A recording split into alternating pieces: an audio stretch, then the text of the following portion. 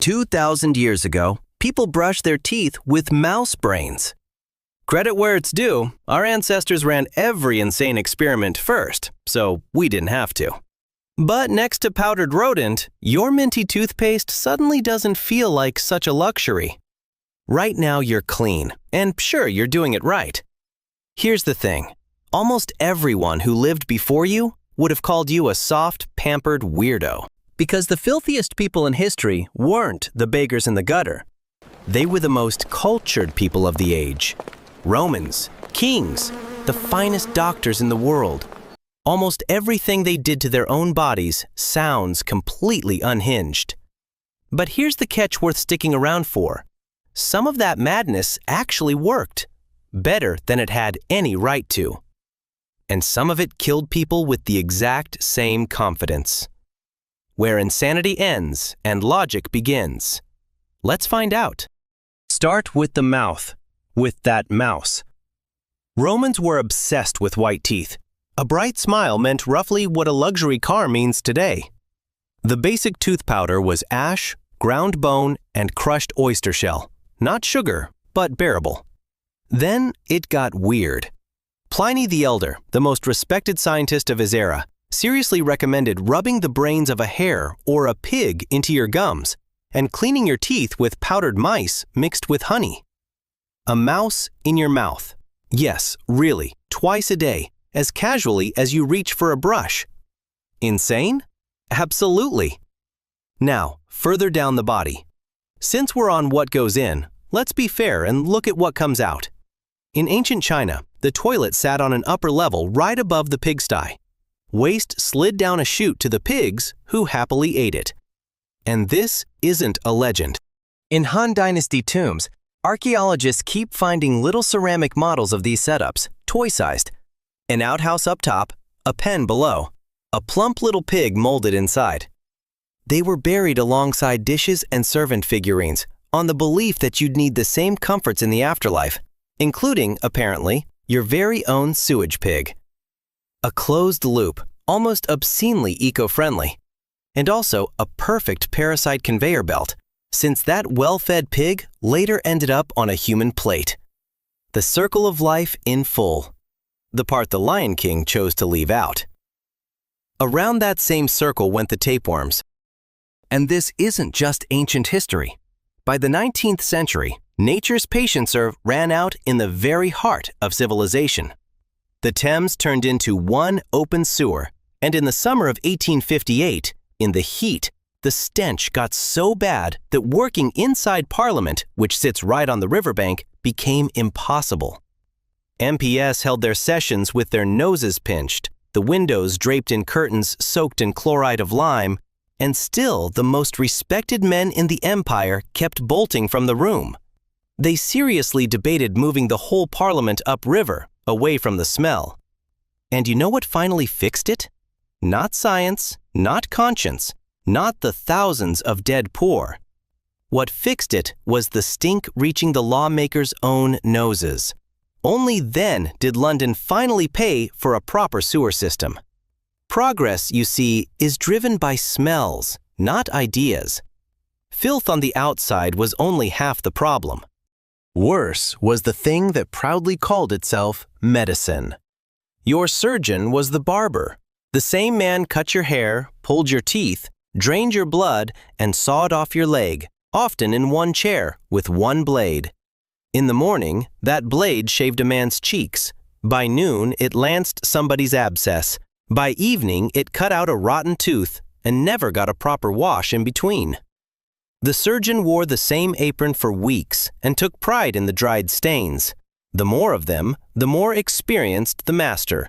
A kind of resume, just one you'd rather not smell. They operated with no anesthesia and no notion of infection, cut fast, and the best surgeon wasn't the most precise, but the quickest. That red and white pole outside barbershops comes straight from this. Red for blood, white for bandages. And the pole itself is the staff patient script to make the vein bulge. And you walk past that sign every single day. And this treatment often killed more reliably than the disease. Bloodletting was the answer to almost everything. Fever, a cough, a broken bone, a bad mood. The doctor reached for the lancet and let out the extra blood. They believed illness was an excess of fluids in the body that simply had to be drained. Sometimes leeches replaced the lancet, dozens per session. Europe was pulling millions of them out of its swamps. The leech was probably the most in-demand physician on the continent, and, fittingly, the only one that occasionally actually helped. George Washington, the president, the most protected man in the country, caught a chill riding out in wet sleet, and by morning was down with a severe throat infection. Breathing kept getting harder. 3 of America's best doctors rushed over and got to work so eagerly he'd have been better off alone. In under a day, they drained about 5 pints of blood from him, roughly 40% of everything in his body.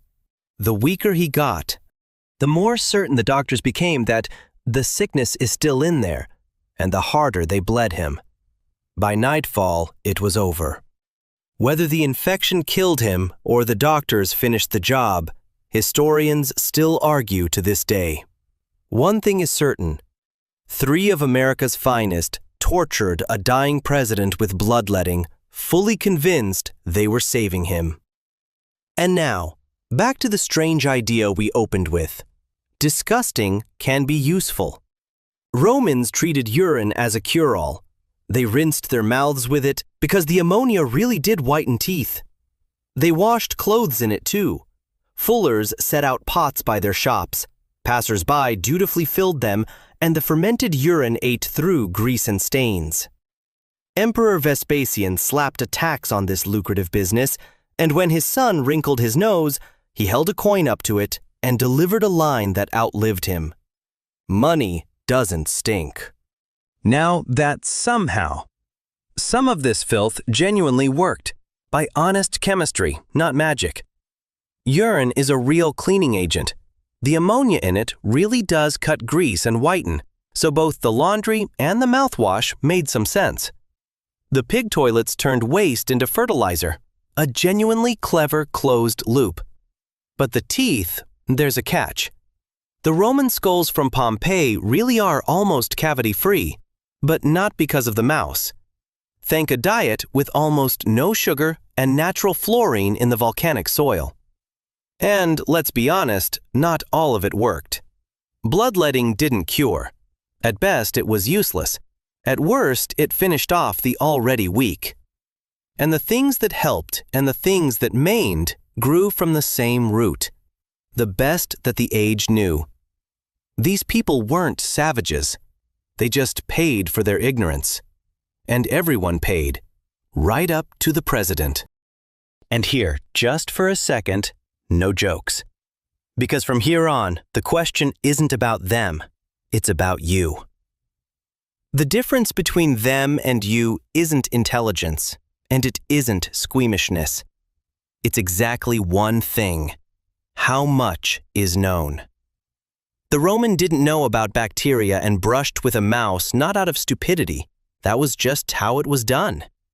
The barber didn't skip washing the blade out of laziness. Nobody had heard of germs yet. Washington's 3 doctors bled a dying president following the most advanced science of their day. Every one of them squeezed the most out of what they knew. They just knew catastrophically less than we do. So yes, right now, you're clean. But don't get smug. You didn't earn it. You just got lucky enough to be born later and inherit, for free, the answers others paid for with their health, and sometimes their lives, like Washington. Now picture someone 300 years from now wincing at us the same way, at what we eat, how we treat sickness, what we call clean. To them, you're the savage. You just don't know it yet. And the only thing separating any of us from toothpaste made of mouse is not intelligence. It's time.